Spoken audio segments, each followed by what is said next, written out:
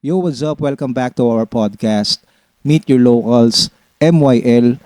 Maraming salamat sa lahat ng mga nag-follow, sumuporta sa lahat ng aming mga social media sites, nakinig sa Spotify. Salamat sa inyo.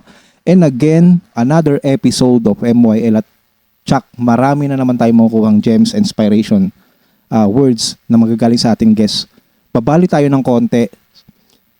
His craft ay nasa sports, 'di ba? So mga mahilig mag-basketball diyan, yung guest natin today, mainit ngayon yung team nila sa inter-community, especially dito sa Manuyudos, sa lugar natin, sa lugar namin. ah, Kaliwat kanan ng kampyonato na inagawa ng team niya. At hindi lang basta siya naglalaro. Siya rin yung playing coach ng kanilang team. Welcome sa MOL, paring Yes, bro. Buki. Thank you for Salamat sa pag-oo sa amin dito sa MOL. anytime, bro. Yan. So, hindi na natin patatagalin syempre. Paano ba napunta si Buki sa paglalaro ng basketball? Ayun. Kasi nag-start ako early stage. So bata pa, mga 5 years old, 6 years old, nakikita ko yung mga titos ko. And then yung daddy ko, nabalitaan ko, nagbabasketball rin siya back then sa probinsya. Nag-MVP daw. Tapos yung tito ko, mga varsity dati sa lugar natin, sa Olivares. Tito at ninong ko. So yun. Most of the time, pag napapanood ko sila nagtitraining, yung tito sa kaninong ko. Shoutout sa inyo. Shout out. Ninong Marius at Jensa and Kuya Mark Barkia. Okay. Ibig sabihin, pare, meron talagang background. Oo. May family background. Oo. Diba? Parang dugo. Yung dugo, yung merong Competitive. blood. Mga Okay. Mamba boys. Mamba yun. So, ibig sabihin, hindi siya basta pwede kong sabihin na merong family talaga na malaking epekto talaga yun sa bata. Sobra. Habang lumalaki ka, kung ano talaga yung hilig ng magulang, pwede mong maipasa sa anak. Diba? Totoo. So, tuloy natin. So yun, nakikita ko sila. Idol nila si Kobe. Ito, matunog to, si Jason Williams. Yung Jason mga, Williams, mga idol, ang lulupit pumasa. Kinalaki ako sa kanila. Napapanood ko sila, point guard sila. Ang laruan nila. So malulupit sila mag-crossover, tapos yung shooting.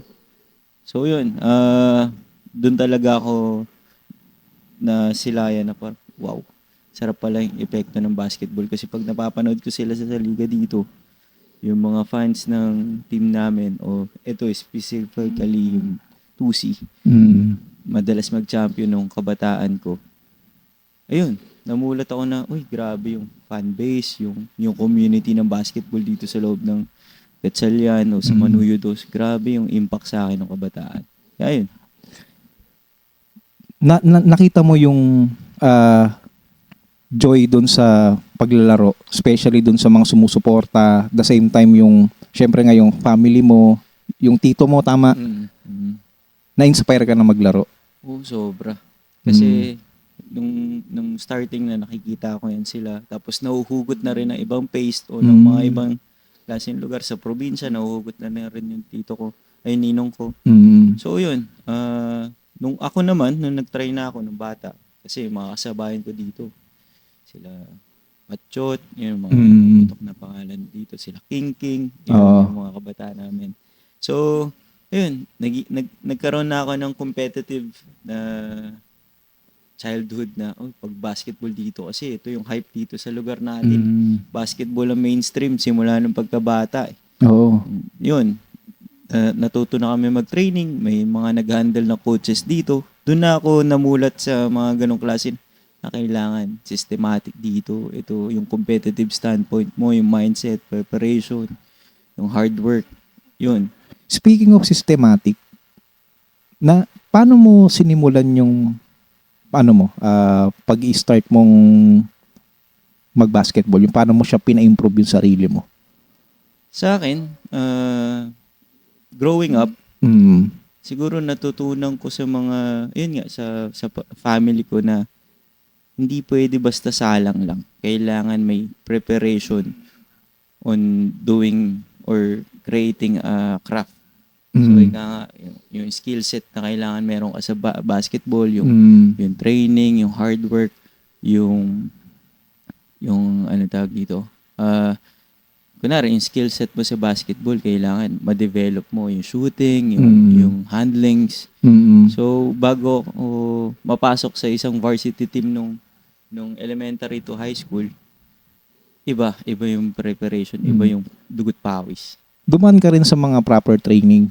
Oh, bro. Yung tipo na, So, alam mo yun, may mga obstacles, may mga equipment, dumaan ka rin sa ganyan. Oo, sobra. Mm. Yung training na nakakamiss rin kasi medyo nagkakaedad na tayo. Mm. Magto-30 na tayo. Mm. So, yung pinaka nakakamiss nung kabataan, ngayon, yung training mo ng alas 5, gigising ka ng alas 4, preparation, tapos a-attend ka ng mga trainings. Alas 5 na madaling araw. Oo, gising. Parang Okay. mamba mentality talaga ng bata. Mm. Tapos ako gigising ng mga kapitbahay ko, yung mga teammates ko kasi Mm. mga kapitbahay lang. Kakatokin ko sa bahay nila kahit magalit yung mama nila. Oh, bakit ka kumakatok? 5:30 pa lang. May training po kami. Parang ganun. Mm.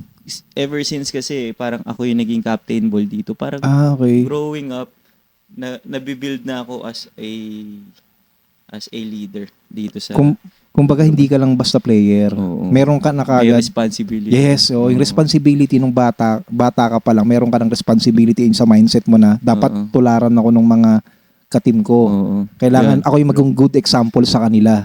Exactly. Parang ganon, di ba? Totoo. Okay. So para sa'yo, gaano ka-importante yung dumaan ka sa proper trainings? Kasi marami tayong alam na magagaling nga, Oo. pero hindi dumadaan sa mga proper training. So, ano yung tingin mo na importansya ng dapat kahit papano is dumaan ka dun sa mga proper trainings? Kasi number 1 sa akin yung attitude, yung proper mindset mo, Mm. kung paano mo nga sisimulan yung basketball career. Kasi hindi naman Okay. tayo lahat pinapalad kasi mapunta sa mga gusto nating marating eh. Mm. So, kailangan sa lahat ng gagawin mo, ito, sa larangan ng sports, kailangan may proper mindset o mentality ka. Kumbaga, sinusundan mo Mamba mentality. Okay. Oo. So, importante talaga din na yung mentality mo, Mm-mm. possibly, syempre kapag dumaan ka sa mga proper training, sinusubok din yung Oo. resistensya mo, Oo. yung katawan mo, pero ang pinakasinasubok talaga doon yung mindset mo, yung utak mo. Disiplina. 'Di ba? Kung susuko ka ba, kung patutuloy ka ba, parang gano'n. So isa 'yun sa mga importansya ng pagdaan sa proper trainings. Totoo. And then nung nag-start ka elementary, Oo. Okay. Training na ako. So, ang ano kasi ng daddy ko dati, sobrang mataas yung standards ng daddy ko dati pagdating sa academics. So, ang ginagawa ko, sa umaga, talagang gigising muna ako jogging. Tapos, minsan, hindi ako nagigising na maaga, diretso pasok. Pero pag yung, alam ko magba-varsity ako nun, yung tryout kasi, before, siguro mga 2 months preparation bago ako mag-tryout. Siguro papakondisyon talaga ako. Gising ako umaga. Ayun. Doon na na-develop yung mindset ko na, ay, kailangan may team, may mindset ka na, self-preparation na kailangan mo disiplinahin yung sarili mo. So, yun. Na-adapt ko rin sa pagbabarsity ko ng high school. Kaya madali na lang sa akin siguro nung nakuha ako ng school.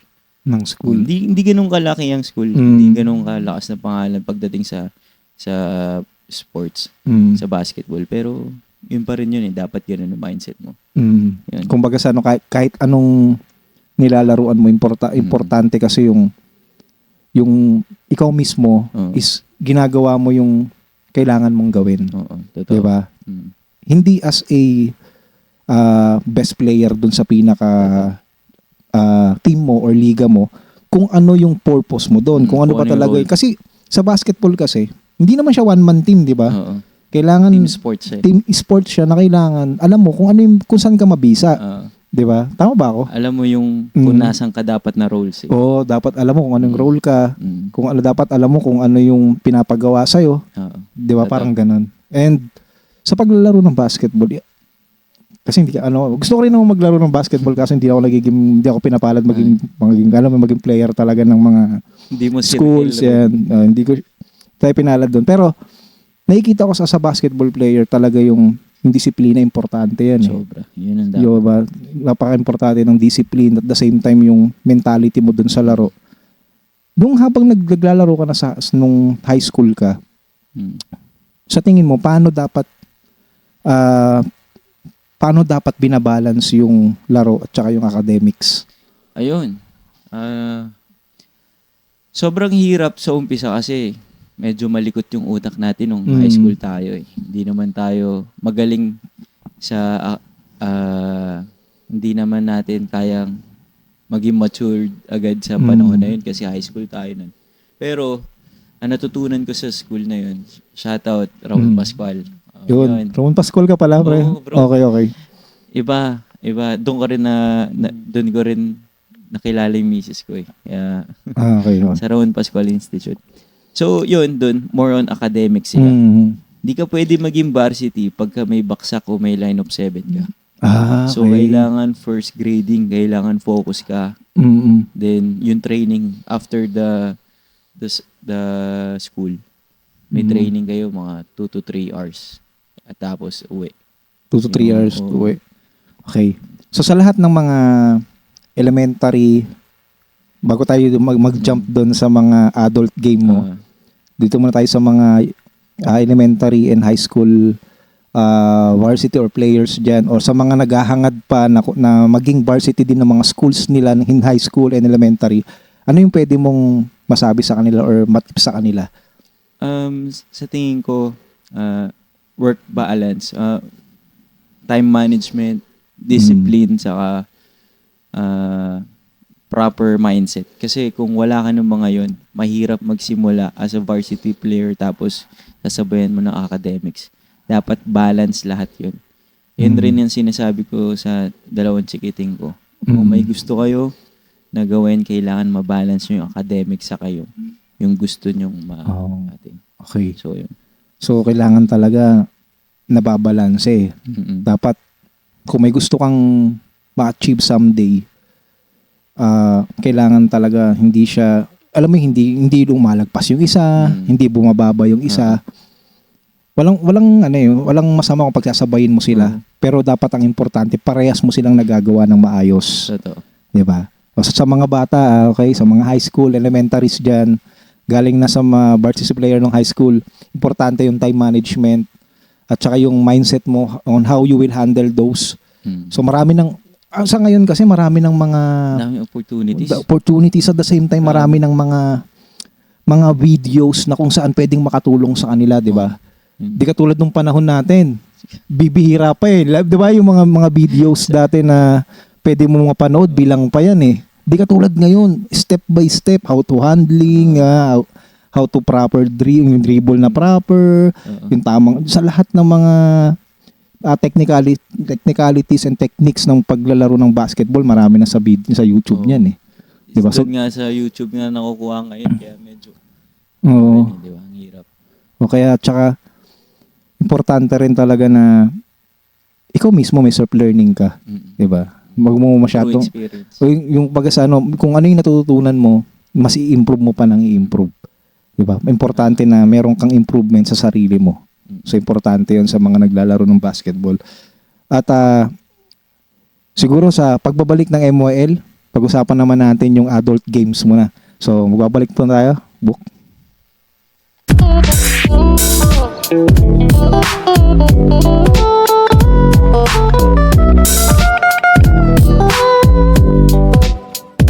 Welcome back sa ating episode today. At syempre hindi na natin patatagalin.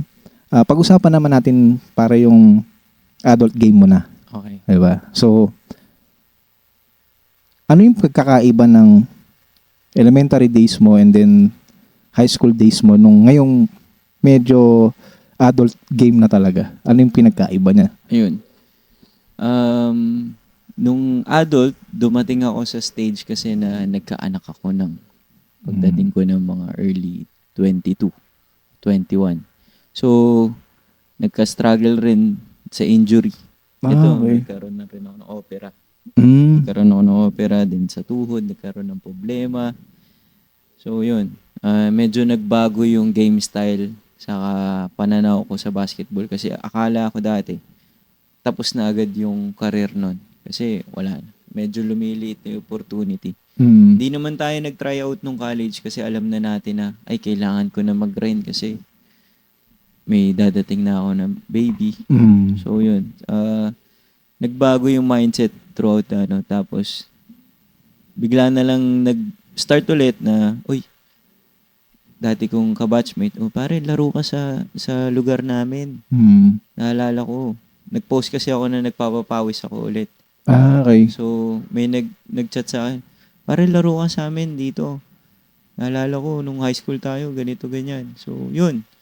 Hindi ako nag-hesitate kasi nag-start ako magpapawis eh. Kino-conditioning ko rin yung utak ko na, uy, paano kaya kung i-try ko ulit? Mm.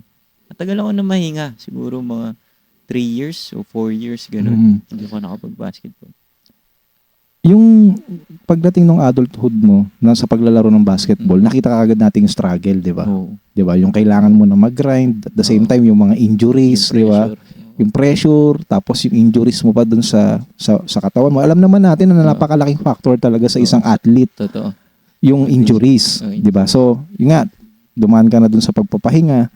The same time, nakita ko rin dun yung lesson na kasi nandun kasi yung passion mo eh. Mm. Yung passion mo sa Yung paglalaro puso at nandun talaga yung puso mo sa paglalaro. Kaya in-invite ka ng isang friend mo, automatically walang paghindi sa isip eh. 'Di ba? Siyempre, parang, uy, isang malaking, galing sa dilim, tapos biglang umilaw, uy, opportunity to.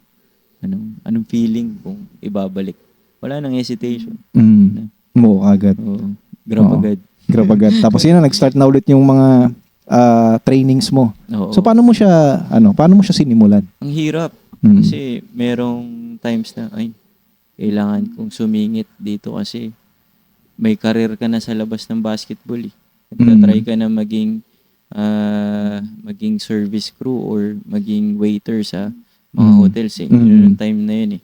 Tapos sinisingit lang yung papawis pagka minsan pagkatapos ng trabaho, minsan sobrang pagod, hindi ka na makakapaglaro. O, pahinga mo na lang. Ganun, pahinga diba? na lang. Kasi alam naman natin kapag naglaro ulit, another pagod na naman yan, no? Hindi ka na makakatakbo, pupulikatin ka. So yun, sobrang hirap yung napagdaanan na yun. Okay, tapos pagtapos ng struggle, yun na. Yung unang game mo sa pagbalik, unang game mo, ano yung pakiramdam? Di ba nagpahinga ka, tapos unang liga mo uli, di ba nagpahinga ka tapos nagliga ka uli. Ano yung pakiramdam ng unang liga mo sa pagbalik mo? Sobrang sarap kasi umaga pag ginaganap, which is yung may liga rin dito na Sunday Club. Okay. So doon ako namulat na kaya ko pa. Kaya ko pa sumabay. Hindi siya katulad ng competitive dati. Nakatulad na pero unti-unti mong nakaka-catch up yung mga dati mong galaw. Which is, hindi naman ako na ganun kagalingan, pero yung role ko talagang ginagampanan ko ng buong puso. Ayun which is yung pagiging point guard. Yun ang importante. Sabi nga mo. natin kanina, dapat alam mo kung ano yung purpose mo dun sa team. Napaka-importante nun na hindi porket ikaw yung pinaka sure ball dyan sa team mo. Dapat sa'yo na lahat ng bola. Hindi ganun. Kailangan you play as a role player talaga. Yung purpose mo doon. Sabi nga ni Bukay kanina, Kung ano parang yung Bukay. papel mo. Yes, kung ano yung papel mo doon sa team ninyo, gampanan mo ng buong puso. Diba? Totoo. So yun nga, kinampanan mo siya ng buong puso at the same time, syempre, yun nga, dahil nga sa mga struggles mo noon, kala mo hindi mo na kayang sumabay. At the same time, kala mo wala na, endgame na, kala mo papawis na lang, no? Pero nakita mo na, pwede pa pala. Diba? Nakita mo yung, as long na nandun talaga yung heart mo na mag-improve pa na mag-improve. Diba? So, sumali ka sa liga at the same time, yung struggle na lampasan na natin. Teka nga, pag-usapan nga muna natin yung bago tayo pumunta dun sa pagiging playing coach mo. Influences mo sa paglalaro. Pag-usapan naman natin yung mga sa PBA at NBA tayo. Local and foreign Okay, pag-usapan muna pala natin yan, sige. Kasi nung growing up, yung family ko, ang bonding namin is manood ng PBA dati. More on SMB fans since bata. Okay. Mga panahon ni Racela, Sigel, Ildefonso, Antiveros, Velasco, Yun, nila Dorian Peña. Yun yung pinapanood namin growing up. So, yung ibang kamag-anak namin, Hinebra, trastukan. Oo. Sa kabilang mother side ko naman, Maka-Alaska. Okay. Kaya medyo competitive kami sa loob ng bahay. Kasi pag Oo. usapang PBA, wala yan. Sila Johnny Abrientos, talon nila doon yan. Yan. Tsaka iba talaga yung PBA dati, no? Oo, iba. Yung era ng PBA dati talagang grabe. Ako naman, maka TNT naman ako to context. Tex. Panahon nila Alapag, Asi Taulaba. Yan. Yan yung mga talagang Harvey team ko, no? Harvey Carey, Jimmy Alapag, tapos Asi Taulaba. Oo. Yan, Patrick Pran, yung mga player, tapos sa PBA, yung specifically na isa sa PBA, di ba? As a point guard ka. Mm-mm. Sino yung pinaka tiningnan mo dun sa PBA? Ako kasi Jimmy Alapag. Oo. Mighty Mouse pa nga yun eh. Tapos sa'yo, sino yung pinaka nag-shine talaga sa'yo? Naghahalo kasi nung pero nung SMB kasi talaga, Aracela, kung paano siya mag-setup ng mga play, kung paano niya pagalingin yung sila Daniel in the post, paano niya i-kick out kila Don Antevero sa wings. So, dun pa lang inaaral ko sa sistema nila noon. More on Aracela sa PBA. Kasi lahat kasi ng players ng San Miguel dati, idol ko eh. Etong lalo na ngayon nung bago itong main team ng San Miguel, dati sila Chris Ross, sila Kabagnot, yung Dead 5 ba yung tinatawag? Yun, Arwin Santos, Junmar, saka Lassiter. Ayun. Kaya sila Kabagnot, Ross na yung talagang tumatak rin sa akin. Okay. Racela, Chris Ross, tsaka Kabagnot. talaga, no? SMB talaga, no? SMB, hindi ako. Loyal ako Ako rin eh. Pares tayo, hindi ako nagbago ng team eh. Talagang tropan texters talaga ako nun eh. Beerman talaga. Oo. Ren. Tapos Ren. Tapos yan. Alipik yan. Cardona. Yan. Cardona. Jay Washington. Basta yung mga panahon na yan, talagang solid token text talaga ako nun. Tapos, di ba meron pang, yung parang, lagi silang magkalaban ng Ginebra eh. Tsaka saya nun. And sa NBA naman, yung sa foreign yan? Ginaya ko kasi mga ina-idolize ko rin yung tito ko sa inihinong ko si Jason Williams. Simula yung Jason Williams, tapos na Kobe Bryant, dumating si LeBron. Maraming hater ni LeBron pero na-amaze lang ako kung ano yung mindset nga kasi. Okay. Kung ano yung nagawa niya sa community. Yun yung kinabilibang ko sa kanya. Hindi lang sa paglalaro. Yung kung paano niya hinandle yung buhay niya through. Okay. Di ba yung storyline ni LeBron? Saka kung paano niya naging hero si LeBron sa hometown niya. Kaya nakaka-proud, nakaka-amaze. Okay. Ayun. So sige, ito may rin to eh.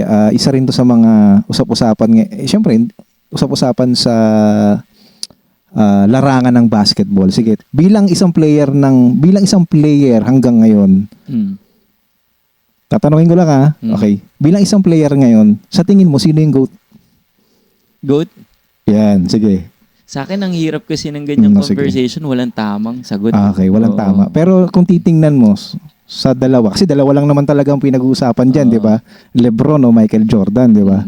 So sa tingin mo, para sa iyo in your own opinion, sino yung GOAT at bakit para sa iyo? Sa totoo lang, hindi ko siya masagot ng tama kasi kung ang pag-uusapan natin ng rings, medyo lamang yung mga dating Boston, sila Bill Russell, kung usapan na ganun. Okay. Sa akin kasi, kung pagdating sa career, medyo maganda yung storyline ni Jordan kasi 6-0 sa finals. Pero ang usapan rin kasi, ang naiisip ko, paano naman yung ibang season na hindi nag-champion si Jordan? Paano yung panahon ni Bird, panahon nila Isaiah Thomas ng Bad Boys, di ba? So parang ang hirap rin, yung kay LeBron din, bago siya lumipat ng team, para makatikim ng champion. Kaya hindi ko masagot. Kay Kobe, may Shaq, Yun yung laging ano. Oo, meron nga para sa kanilang ang GOAT si Kobe, di ba? Di ba? Okay. Depende kasi Depende. sa audience kung sino ano eh. Pero para sa akin, by generation, Jordan, sa generation ng batch ni Jordan, si Jordan. Pag generation ni Kobe, si Kobe. Generation ni LeBron. Parang ganun. Okay. Safe sagot. Ito pa, may tatanong pa ako. May bibigay akong mga positions. Okay. NBA tayo Okay, sige. Okay, NBA tayo. May bibigay akong positions tapos sabihin mo kung sinong player. Okay. Okay Center. Shaq. Okay. Oo nga, Shaq din ako eh. Okay. Power forward. Sabihin natin. Duncan. Okay, Duncan. Okay, lakas Para sa akin eh. Forward. LeBron. Parang Shaquille, Duncan, LeBron. Shooting guard. Shooting guard or guard? Yan. Yung pinakamahirap eh. Guard. It's either or. Jordan, syempre, o Kobe. Pero, sige. Dahil pangalan ng anak ko, Kobe. Kobe. Okay. Kobe. Point guard. Teka. Kobe. Kyrie. di sa pagiging bias na tatandaan natin yung mga players niya. Para pag may umpo tayong ibang mga basketball player, titingnan natin kung sino yung mas magaling o sino mas panalo sa tingin ninyo. Sa sentro, Shaquille. Sa power forward, Tim Duncan. Sa forward, LeBron. Sa shooting guard, Kobe. Sa point guard, Kyrie Irving. So, wala si Jordan Okay, okay, wala si Jordan. Pero, in your own opinion lang kumbaga sa nagbigay lang tayo ng mga suggestions, tanong lang, and as a playing coach, pag-uusapan natin yung pagiging coach mo, paano mo nakita yung difference? Kasi ako naniniwala ako na merong nakikita ang coach na hindi nakikita ng player. Oo. Tama ba? Oo. Diba? Kasi may ganun akala mo tama yung ginagawa mo, pero sa coach kasi iba yung vision niyan eh. Diba? Tama ba? Dami. Oo iba yung vision niya, nakala mo tama yung as a player, kala mo tama yung ginagawa mo, pero sa coach mo, teka, hindi mali yung ginagawa mo, ganun. So paano mo napatunayan yun? Na yung vision ng coach ay iba sa vision ng player. Kasi nanggaling na tayo as a player eh. Player's mindset. May gusto kang i-apply adjustment sa court. Pero yung coach mo iba yung gustong i-adapt. So kailangan iba-balance mo yun. As a coach na perspective mo as a coach, kailangan maging alam mo yung hanggang saan yung ego o capacity ng player mo. Kasi pag hindi mo yun kinapa o hindi mo pinindot yung sa player mo, hindi kayo magiging successful. Kailangan alamin mo rin yung capabilities o attitude or ego ng player mo. Okay. Kasi parang parang kailangan nga pag naging coach ka ngayon, kailangan may psych kang background. Para alam mo rin, kasi hindi lahat pare-parehas ng ego, hindi lahat pare-parehas ng mindset. Kaya mahirap as a coach na kailangan i-balance mo yung egos ng mga players mo. Kasi itong napagdaanan natin ng mga teams, isa yan sa parang mapagmamalaki ko na i-balance ko yung egos ng mga players ko. Kasi yung iba may mga profile, yung iba ex-pro, yung iba nakarating na ng mga professional stage pero coachable. Okay. May iba rin na mga bata na may papunta pa lang sila sa pro scenes o papunta sila sa mga parang nakitaan schools. ng potential. Oo, okay. Pero yung attitude medyo pero ihilutin mo yun. Medyo ihilutin mo yun sa team para may experience sila throughout na hindi pwedeng pumasok ka ng team ko na wala kang mapupulot na aral kasi more on motivation ako sa kanila sa GC, preparation, lahat ng mga na-experience ko sa pagba-varsity o sa buhay basketball, ina-adapt ko ngayon sa current team ko. Okay. So napaka-importante nung patience mo, no? Yung pasensya mo dun. Sobra. Nagbago yung Oh, pananaw. yung sinasabi nating ego, yung ugali Oo. Ayun yun Yung sinasabi nating ego kasi meron kasi mga players na matampuhin. Oo. Tama ba? Sobra. May matampuhin. Merong sobrang galing na galing sa sarili. Diba? That's reality. Meron naman yung hinang-hina sila sa sarili nila pero kumpiyansa mababa yung tayo. kumpiyansa. O mababa yung kumpiyansa pero ikaw as a coach nakikita mo hindi may bubuga ka. Kailangan mo lang i-build up yung sarili mo. Kailangan mo lang maniwala din sa sarili mo. So iba-ibang ego, iba't ibang ugali. Kaya sa mga players natin ngayon, especially sa mga pro or ex-pro leagues na importante na respetuhin natin yung vision and mindset ng coach natin dahil walang ibang magbe-benefit nito kundi yung team. Ikaw mismo yung magbe-benefit, yung team ninyo mismo magbe-benefit at yung passionable na coach, hindi yan magko-coach ng ikakasama mo or ilalaglag ng team ninyo. Maniwala kayo sa akin. Depende na lang kung yung coach niyo talaga is wala talaga. Kasi as a player naman, pwede kong sabihin na bago ka naman sana maging coach, kailangan may alam ka talaga sa basketball. Naranasan mo. Yes, naranasan mo maglaro. Hindi naman pwede na kasi ako para sa akin kasi experience is the best learning Totoo. 'Di ba? Magiging respetadong coach ka or magiging effective coach ka kung ikaw mismo naranasan mo maglaro ng basketball. Been done that sa scenario na yun. No, naranasan mo na alam mo yung mag-training ka, naranasan mong basta naranasan mo lahat yung pwedeng maranasan as a player bago ka maging coach. So, sa atin kasi, importante na yung experience talaga is nandoon. Kaya, kung yung coach nyo naman ay experiensyado at the same time nakatikim na rin ng maayos na paglalaro sa basketball, I think na ginagawa niya lang yun para sa ikabubuti yung lahat. Diba? Team effort. Team effort as a team, sabi nga natin kanina na sa pag-experience mo sa pagiging coach, ano yung sa tingin mong pinaka nahirapan ka? Sa iba-ibang championship na meron iba't ibang pressure sa experiences. Una, sa unang championship namin, kwento ko na? Okay. Yung unang-una, nahirapan ako kasi may mga halo ang team ko. Merong vets, merong newbies. Kumbaga, may developing players ako na gusto ko magkaroon ng experience na isama sa mga veterans. So, minix ko yun. Actually, bago kami sumali ng liga, nagkaroon kami ng parang visualization ng manager namin kasi nagkaroon na kami ng malaking opportunity na may na-meet akong manager. Okay. So, ayun, pinaghalo ko yun. Medyo, nung una, mahirap i-mix ng ayos kasi may mga old heads, mayroong mga side comments pag nagko-coach ka.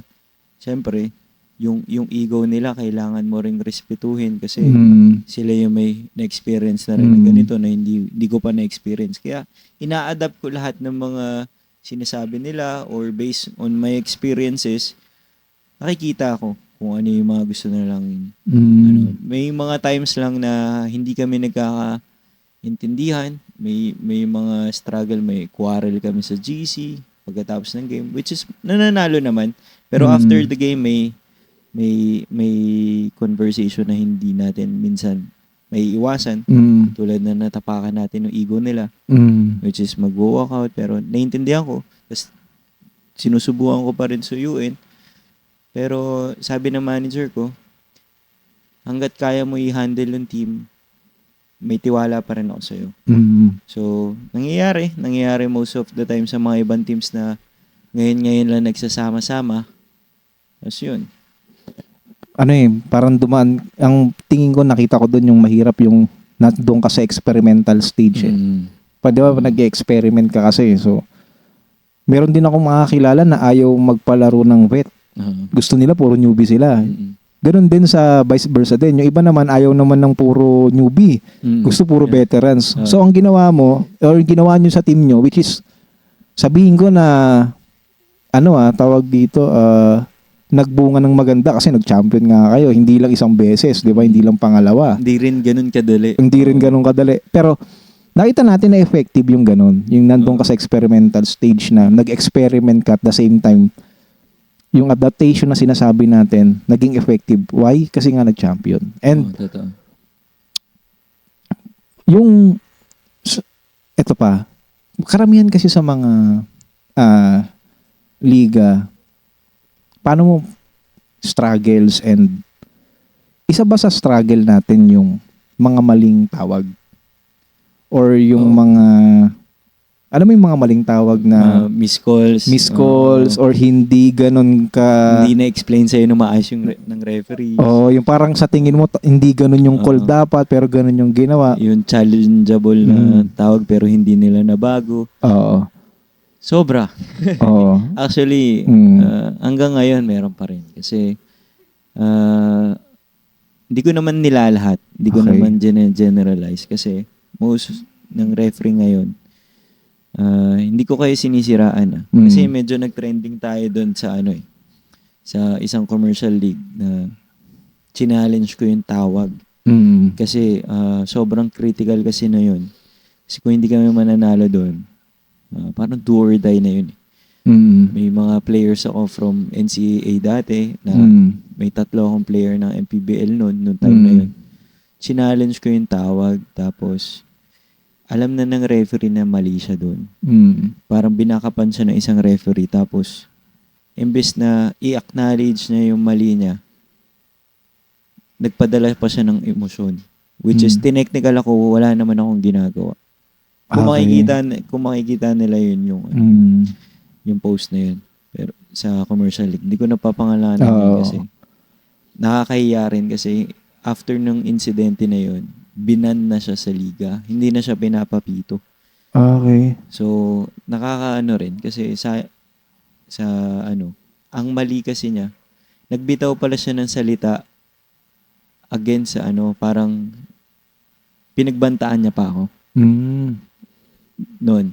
Kasi, ang nangyari, nag-challenge for block yung player ko na ex-pro. Hindi ko na rin papangalanan. Tapos, andito yung all ball, tapos nakataligod yung player. Sabi ng referee is pushing foul. Wala naman contact rin between them. Walang impact o walang contact na nangyari. Talagang maganda yung pagkakabuta.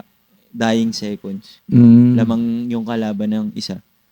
So, challenge ko yung call. Sabi ko, wala. Ganun. Tapos, medyo lumapit ako sa kanya. Hindi ko naman siya dinikitan. Sabi ko sa kanya, explain mo sa akin na paano mo tinawag na pushing foul daw. Kasi pushing foul yung tawag niya. Kitang-kita sa video, pushing foul. Ayan, dun yung contact sa taas. All ball rin naman. So, yun. Parang dun ako nagkaroon ng frustration na tawag. Kaya, ayun. So, pinag-uusapan lang natin to kasi napaka-importante ng role ng isang referee sa isang laro. Kumbaga sa laro, ang hirap manalo kapag yung referee hindi maayos tumawag. Yan talagang totoo. Pinag-uusapan natin to dahil call-outs na rin sa lahat ng mga referees natin na araling maigi. At the same time, mas alamin kung ano yung mga rules and regulations natin dahil napaka-importante po ng inyong role. So as a referee, we are expecting na lalo na sa mga liga talaga na nandun yung mga pros and at the same time yung liga na respetado, 'di ba? So napaka-importante talaga na yung isang referee ay inaalam talagang maigi yung mga job and responsibilities and duties and responsibilities ng isang referee. Okay? Totoo. Hindi lahat ng referee is hindi maayos tumawag. Marami pa rin mga referee. Marami rin akong kaibigan na referee. Na mga sabihin ko na fair tumawag. Hindi porket kaibigan namin yung referee, pabor na yung tawag sa amin. Hindi. Marami pa rin tayong kilala na fair talaga. Pag nasa laro, ang mata dalawa, hindi isa. Hindi isang tingin or dalawa. Big respect sa mga referee natin doon. Marami pa rin talaga. May mga ilan lang din talaga na hindi maayos. Pero mas marami pa rin talaga yung mga maayos tumawag. Sa tingin ko, suggestion ko na lang rin, kung may opportunity kayo magkaroon ng mga orientation o briefing sa pagiging referee, atinan nyo ng atinan yung mga seminar. Yun lang siguro yung suggestion ko sa mga referee na ganun. Saka habaan nyo rin ng onti yung pasensya nyo kasi most of the time yung mga referee ngayon pagka china-challenge or tinatanong ng mga coaches yung kung bakit Yung tawag, tawag which is imbes na i-clarify nyo ng ayos sa amin or i-explain nyo sa amin ng ayos. Technical ka agad. Yeah. Oo.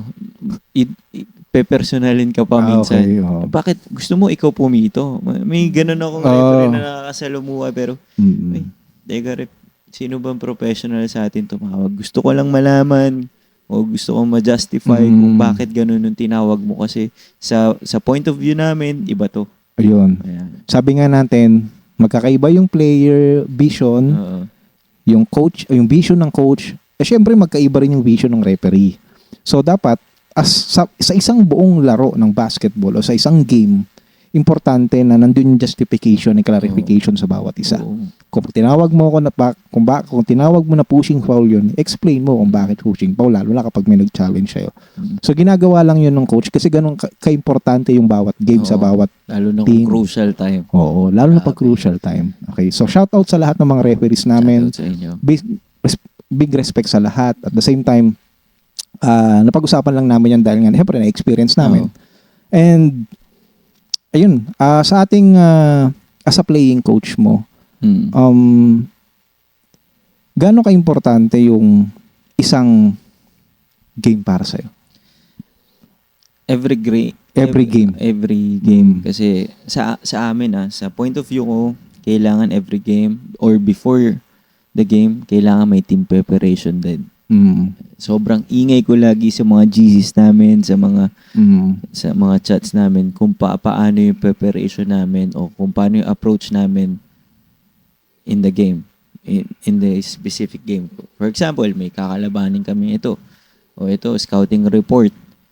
Ito, dito, madalas to tumira. Ito, mostly yung plays nila. Ito yung defensive preparations natin. Ganun ako as a coach. Ayoko yung basta in-game adjustments na lang biglaan. Hindi ako, inaaral ko, nire-review ko yung live, paano sila maglaro, kung paano yung adjustments nila during the game. O ito, pag ito, nagpumutok ng ganito, dito yung play, dito mapupunta. So, more on preparation saka team communication. Yun yung sa amin. Yun yung importante. Okay. So, okay. As a player, okay, ano yung pwede mong mapayo sa lahat ng mga players natin ngayon, pro man o nagsisimula pa lang or gustong tahakin yung paglalaro ng basketball sa mga young generations natin dyan, sa mga youth natin na nakikinig at nanonood. As a player, ano yung pwede mong ma-advise sa kanila? Overall na, mapabata man, payong kuya, di ba? Okay. Payong kapatid, payong kuya, payong anak, Okay. Sa akin, payong tatay. una sa lahat is yung attitude. Yun ang pinakapuhunan mo. Kasi makikipagsalamuha ka sa mga kapwa mo players, sa mga coaches, kailangan may tamang attitude ka kung paano mo i-handle rin ang sarili mo. Pag once na pumasok ka ng team, kailangan magkaroon ka ng team mentality. We, not me. At isang kasabihan na ina-idol ko si Coach Mabs. Yan. Okay, shout out. Teamwork makes the dream work. Yun yung tumatak sa akin. Ang tagal kong pinapanood si Coach Mab, lalo na nung pandemic na hindi makapag-basketball. May na-adapt ako sa kanya kung paano siya mag-develop ng mga players eh. Kasi magaling siya sa motivational speech eh. Kung kaya mong iwanan mo. Yung mga ganong klaseng So kahit pa paano, de-develop ko rin. Doon na siguro yung stepping stone ko na magkaroon ng leadership at magkaroon ng coach mentality na. So, yun. So, ayun. Attitude. Sunod, kailangan disiplina. Disiplina sa kung paano mo i-handle yung oras dun sa paglalaro. Sa karir mo. So, kailangan lagyan mo ng puso. So, Siyempre, kung wala kang puso, wala kang passion sa laro, hindi mo ma-attain yung mga gusto nyo magkaroon ng team goals. So, yun. Okay. So, attitude and Ah, kailangan meron kang puso dun sa ginagawa mo. oo, totoo. Passion. Passion. At the same time, dapat talaga is mahal mo Mm. ginagawa mo. As a player yon. Oo. As a coach naman. As a coach, Okay. As a coach, payong kaibigan, payong kapatid, payong anak. So, ano yung mapapayo mo sa lahat ng mga gusto na pasukin yung pagko-coaching? sa pagiging coach, kailangan, number one, syempre, yung patience mo. Okay, patience. Patience mo, saka mahalin mo yung craft na meron ka. Tapos magkaroon ka ng sistema. Magkaroon ka ng example rin sa sarili mo kung paano mo mapapasunod as a leader yung mga players mo. Kasi kung hindi mo mapapakita sa kanila yung pagiging leader mo, hindi magsusunod-sunod yung mga goals nyo eh. Para sa akin, yun yung naging susi ko para mapasunod yung mga players ko. Kailangan mo mag-set ng good example sa kanila. Katulad ng, for example, ito Ito, mostly naman, hindi na to bago sa inyo eh. For example, yung basketball na haluan natin ng konting money involved or pustahan, pustahan sa labas. Hindi ko never kong i-involve yung team ko ngayon, which is yung Ragtag. Shoutout sa inyo. Shoutout. Ragtag family, never kong i-involve sa pustahan yung mga players ko. Maraming kumakalabit sa amin during the game na, boss, coach, ano kayo, may pustahan, ganito, ganyan. Never po kaming in-involve o never kong sa GC pa lang sinasabi ko na pag may nag-alok sa inyo ng pustahan, labas kayo dyan. Magkaroon tayo ng healthy community na kung meron man ganyang gambling, ilalabas ang mga players yan. Once na malaman ko na meron ganyan sa mga players ko, wala. Goodbye next season. Okay. Ayun. Okay, so, yun. Narinig natin yung mga payo na yun. At ako naman, syempre, may payo rin ako sa inyo. Kailangan pogi tayo everyone. Kailangan pogi tayo habang naglalaro. Kailangan ba yun? Starter pack. Starter pack, Kailangan maganda yung sapatos mo. New shoes, no? Kailangan fit sa'yo yung... joke lang. Syempre lang, di ba marami kayong mga payong narinig. Syempre hindi naman tayo makikinig. Sabi ko nga kanina, ang best experience natin ay ang best learnings natin experience. Syempre papakita tayo ng mga konting craft naman dyan. Okay, so ayan, phase 2A, MVP. Okay, so sabi ko nga, kailangan meron tayong experience, di ba? Yan. So, ito, magkaiba to. Ito, magkaiba yung medal at saka magkaiba yung mismong tangkad. Mas magkaiba yung medal at the same time magkaiba yung trophy. So, konting background lang dito. At actually, ito lang kasi yung nandito ngayon. Yan lang yung binigay sa amin ng money. Yan lang yung nandito. So, ibig sabihin kapag siguro nila na natin lahat ng mga trophies ng pare ko, kulang siguro tong mesa. Okay? So, yan. So, konting background lang tungkol dito. Yan, siguro mga one word para dito. Ito, biglaan lang rin yan. Yan yung parang nagsimula na ako ulit mag-basketball. Okay. Naging nagsimula tapos after pandemic na yan. Yun. Yeah. Ayos. Ito itong medal. Ito, yan sa Makati. Okay. So, nagmamakati na rin, Okay. Binigyan kami ng liga doon ng manager namin. Yan. Champion. So, ito. Yan yung recently lang. Recently lang. So, bagong-bago. Last month lang actually. So, di ba? So, lahat ng mga payo niya, sundin natin. Dahil sabi ko nga kanina, experience is the best learning. So, bago tayo matapos, pare, meron ka bang mga gustong batiin or shout out? At sa mga nalalapit mong pang mga laro or mga liga pa na sasalihan mo. So, sa lahat ng mga teams mo or shout outs mo, banggitin na natin ngayon yan. Ayun, shout out sa lahat ng mga players namin ng Ragtag family. Shout out po buong Ragtag family. Sa nag-champion last season 3 ng Nicholson, lahat ng mga players doon, shout out sa inyo. Nag-champion rin sa ragtag ng Season 4 ng Nicholson. Shoutout sa boss manager namin, si Alan Paulo Fabricante. Shout out. Boss manager Tatay. Dito na tayo sa podcast.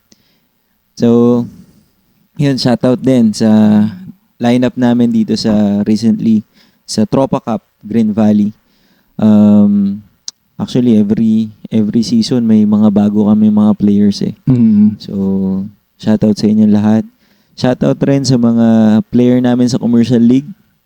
Yan na sila Kuya Matias, sila Kuya Paulo, sila mga players ng Laguna sa MPBL. Yun, shout out po sa inyo. Hindi ko na makabisado lahat ng mga pangalan nyo, pero shoutout sa inyo. And then sa mga bago namin players na current ngayon sa Open League, na doon yung mga pros. Sila Kuya Dima, sila Kuya Aljard, si Kuya Enteng, Dalatin, sila nag-champion, finals MVP, si Rob Chua. Shoutout sa inyo. Shout out. Shoutout sa Yacht Brew. Yun, shout out. Okay, baka makalimutan natin. Shout out sa Yacht Brew. Napakasarap nito. And soon, malalaman nyo rin yung kwento sa likod nito. Makakaupo yan dito sa MYL. Yan. Ano pa? Meron pa tayong shout out? Shoutout. Businesses, mga ganon, mga online, ano ninyo, alam ko meron. Shoutout sa business namin, namin ng misis ko, na MKicks. MKicks, sa mga lahat ng mga naghahanap ng mga basketball sapatos, shoes, basketball shoes, or casual.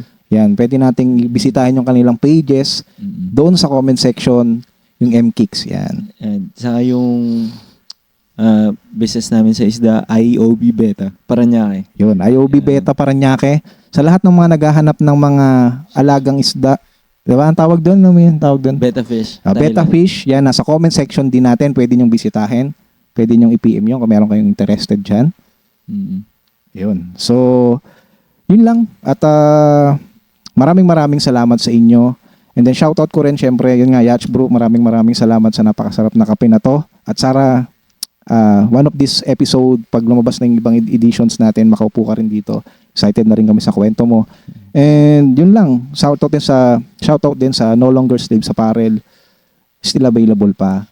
Kumuha na kayong bang meron pa. Yan, malapit na rin maubos yan. Diba? Sarap na may trophy no? Magkakaroon din natin tayo nito. Yung iba kasi nasa dati namin bahay, hindi ko na makuha. Yun. So sabi ko nga kanina, kapag dinala natin dito, wala tayong mapaglalagyan ng laptop tsaka na mixer natin. So yun lang, maraming salamat sa inyo. I-follow nyo na kami sa lahat ng mga social media sites namin.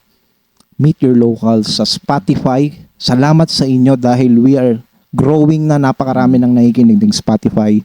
Maraming salamat sa inyo. Sa Facebook namin, still growing na rin. Maraming salamat sa inyo. Sabi nga natin palagi dito sa MOL, paring Buki, it's not about your achievements. It's all about your story. It's not about the wins. It's all about the game. So maraming salamat sa inyo. Another episode, Kuis Gerald, paring Buki. Maraming salamat sa inyo. Maraming salamat sa iyo, pare. Salamat. And then, this episode, MYL, Meet Your Locals is now signing off. Maraming salamat sa inyo, guys. Thank you.